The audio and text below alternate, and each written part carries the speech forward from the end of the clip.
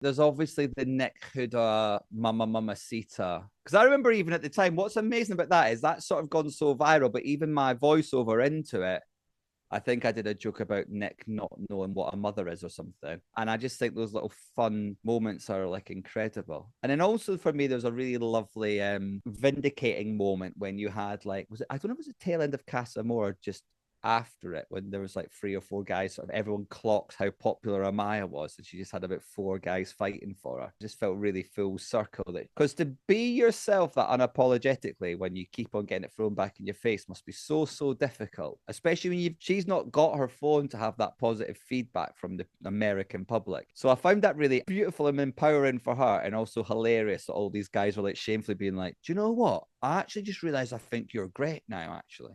And she got to go, piss off.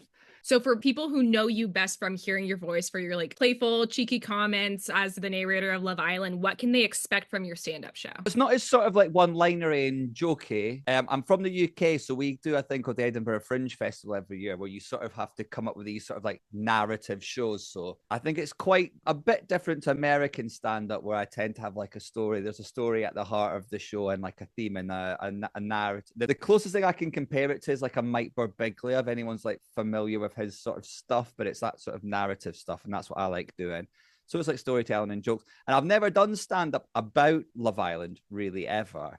But I feel like I'm only doing a handful of dates, like a couple in New York and a couple in LA. So I feel like with the way Love Island's going, I didn't do that last time when the UK popped off. So I feel like I want to do like some stuff on Love Island, even if it's bigger stuff about sort of societal things and all that. Like there's a really funny comparison. Like there's a male contestant in Love Island UK at the minute who's got a 4-year-old kid, just like Huda. And I find it really interesting how underplayed the male being on Love Island is compared to the mother being on Love Island. I think that's really interesting and sort of just sort of bad.